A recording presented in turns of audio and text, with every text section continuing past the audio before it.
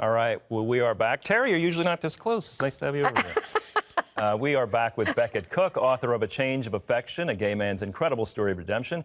And we realize many of you have someone in your life who may be gay. And there's a lot of confusion in the church today surrounding this issue. So we're going to ask Becket a few questions. Okay, so Becket, someone, a friend, family member comes out and says, I am gay. And let's say you're a Christian. How do you recommend Christians, family members, et cetera, respond in that moment? Well, first of all, I'll say that's a difficult moment because the child who comes out has had many, many years to wrestle with that internally. And by the time they come out to a parent, you want the parent to be on board immediately. So, it's usually a shock to the parent, and it takes time for the parent to process that. And so I recommend that both sides give each other grace because the parent needs time to grieve and mourn because it's shocking to a parent. And, you know, the parent needs to kind of take a step back and maybe go to a closet and cry and pray. And the child needs to give their parents grace too.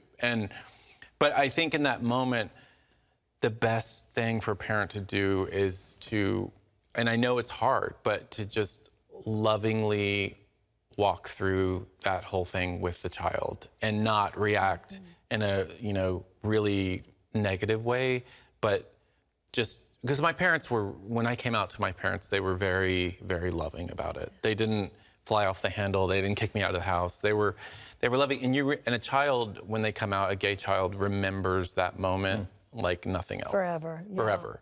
You remember how your parents react. And so that's an important time.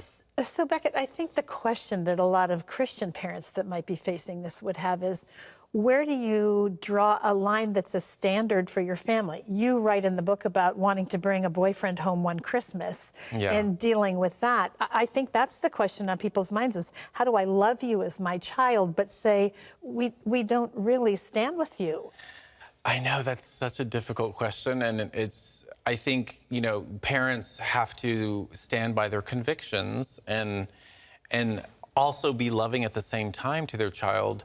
But see, the issue with that is, when I was going through that, I knew my family loved me. Sure. But I also knew that they believed who I thought I was a sin. So I always felt alienated from them, even though they didn't... Judged, even though they didn't mean it. They didn't mean to. Sense, they did, yeah. But I felt alienated and judged. But to draw that line is such a difficult thing because you don't want to break that relationship with the child. So that's kind of a thing you need to go to prayer with, to Jesus, because you have to pray about those things. Like, do I attend this thing, or do I allow this boyfriend to come or not, or do I go? That's difficult. And if I don't, how do I say no without my child feeling rejected? Right. By my standard. Yeah, and that's the thing is you don't want that to cut off a relationship, because that's the thing is my family and my parents, and especially my sister-in-law, they never judged me and they never condemned me. They kept that door wide open for me, for all those years. It was kind of like the prodigal son, the father in that story. It's like the door's always open. Right. And when the son comes home, he runs to him. And it's like, that's important to keep that channel open to the child and not just like cut that off, because cutting it off is not going to help. It's not going to help that child come to Christ, for sure. Or try and fix it immediately. Yeah, or trying to fix it, trying to, read Bible verses or anything. Like, that's not going to change anything. That's just going to actually push the child further away. So I think, honestly, the best approach is just to love your child generously through that time, and just pray for them and pray and pray and pray. After your dramatic encounter with God, and you became a Christ follower, I assume people in the gay community would say, well, you're still gay, right? Or people on the other side, Christians, would say, well, you're no longer gay, right? I mean, how did you answer a question like that? That I was on a shoot, and a photographer from New York came to LA to do the shoot with us, and he said, how are you doing, Becket? How's life? And I was like, well, I'm a Christian now, and, and I told him the whole story, and I said, you know, I'm not gay. I don't live that life anymore. I'm not gay anymore. And he said, no, he first said, I said, I'm a Christian. And he said, you can't be gay and be a Christian. And I said, David, I'll get to that later. But yeah, I would never identify myself as a gay Christian, because it's like, why would you identify as a greedy Christian or a gossiping Christian? I wouldn't identify as a heterosexual Christian either. Yeah, I mean, it's like, it's not part of the identification. So being gay, that was my old man, that was my old self, and that was crucified with Christ. And so I don't identify as a gay. When people ask me, what are you? I'm like, I'm a Christian. My identity is in Christ. It's not in my sexuality.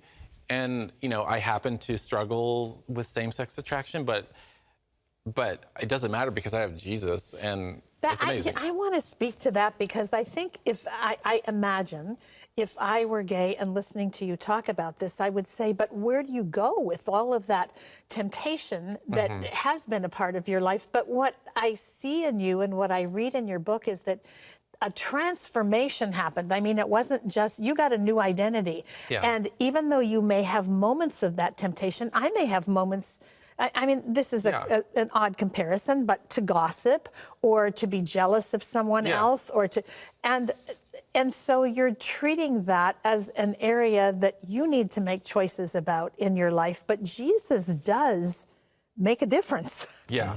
Yeah, I mean, God had so much grace on me that day when He saved me. Me too. And my thought life before I was a Christian was dominated by sexuality. Yes. And after that day, it was diminished, you know, dramatically. So it went from like 100% to like 10%. And so I never missed that life. I don't miss relationships with guys at all. And I know that this doesn't happen with everyone, but I don't miss that life, and I'm just, you know, I'm so enamored with Christ and how much satisfaction He gives me that I don't need anything else. Boy, and that's how we should all live. Amen. Being enamored The book's with Christ. for everybody. Please get the book. It's called The Change of Affection, and it's a phenomenal read. Great story. We're so glad you came to visit us. Thank you for having me. It's so nice to meet you. Thank you. Thank All right, we'll see you next time on 700 Club Interactive. Bye-bye.